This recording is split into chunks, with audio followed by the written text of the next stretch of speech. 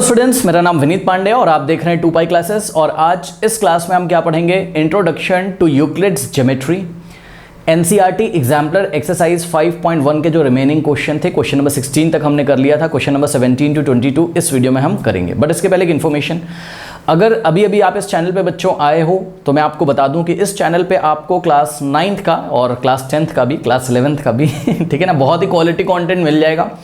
Obviously आप तो class 9th में हो, तो क्लास 9th का फिजिक्स, केमिस्ट्री एंड मैथमेटिक्स का सिलेबस हम यहाँ अपलोड कर चुके हैं। यहाँ पे आपको एनसीईआरटी के सॉल्यूशन मिल जाएंगे और एनसीईआरटी एग्जाम्पलर के भी सॉल्यूशन मिल जाएंगे। ठीक है, एनसीईआरटी एग्जाम्पलर बहुत सारे बच्चों को नहीं पता है।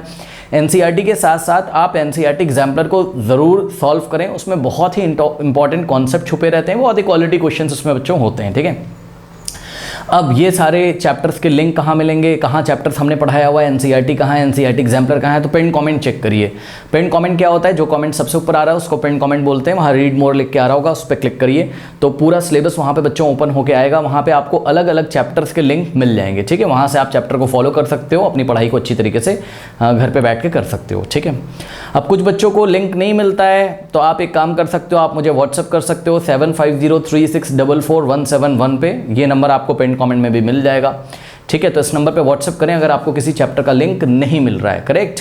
और एक चीज़ और, यूक्लिड ज्योमेट्री बेटा एनसीईआरटी एग्जाम्पलर करने से पहले, या कोई भी इस वीडियो को देख रहा हो, मैं उससे रिक्वेस्ट करूंगा कि एनसीईआरटी एग्जाम्पलर के सॉल्यूशन हमारे देखने से पहले आप हमारी एनसीईआरटी वाली सीरीज़ ज़रूर देखें। ठीक है, एनसीईआरटी वाली सीरीज़ में हमने सब कुछ बहुत अच्छी तरीके से एक्सप्लेन किया है।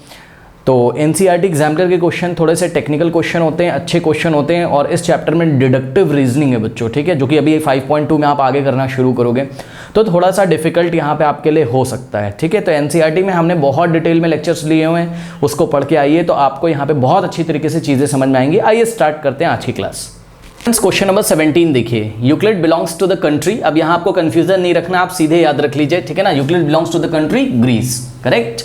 उसके बाद नेक्स्ट है Thales belongs to the country, ये भी ग्रीस होगा, याद रखिएगा। थेल्स भी ग्रीस के थे और यूक्लिड भी ग्रीस के थे। अब आप एनसीईआरटी में कुछ अगर थ्योरी वगैरह पढ़ोगे, ठीक है, जहाँ पे आपको पढ़ाया गया है कि ये यूक्लिड जो है इजिप्ट में मैथमेटिशियन टीचर थे, तो वो इजिप्ट में टीचर थे। ठीक है, लेकिन वो किस कंट्री को बिलोंग करते थे?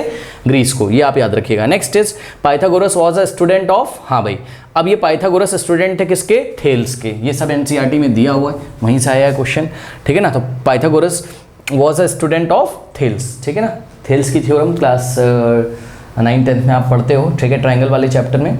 तो थेल्स जो थे मैथमेटिशियन, ठीक है ना, उनके प्यूपिल थे, उनके शिष्य थे कौन? पाइथागोरस। ठीक है, तो Pythagoras was student of Thales.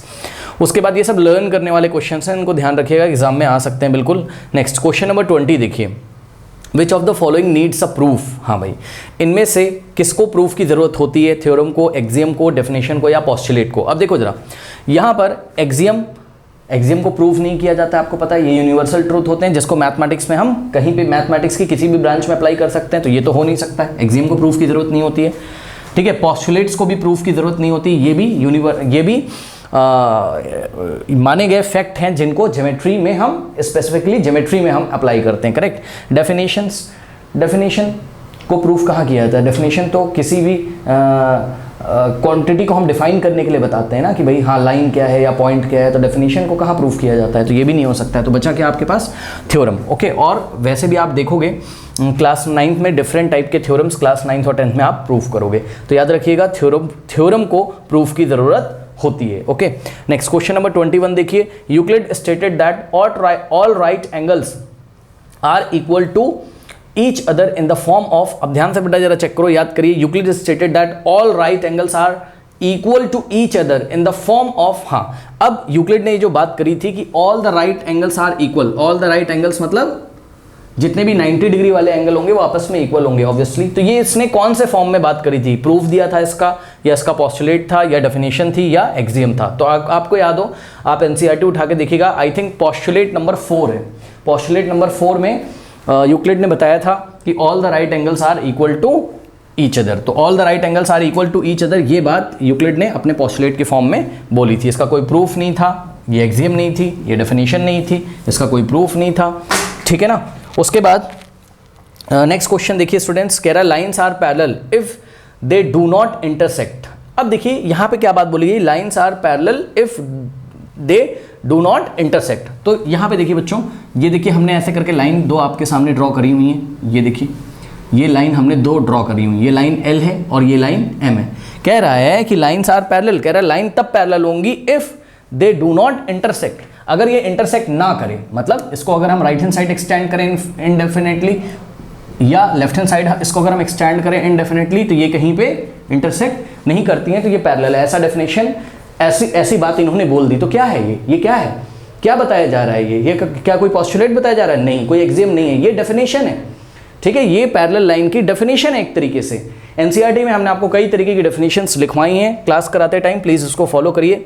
तो lines are parallel if they do not intersect is stated in the form of ये एक तरीके की क्या है, डेफिनेशन है।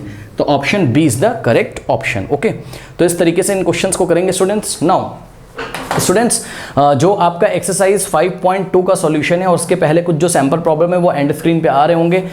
मिलते हैं नेक्स्ट वीडियो में, तब तक के लिए पढ़ते रहिए, बढ़ते रहिए। All the best.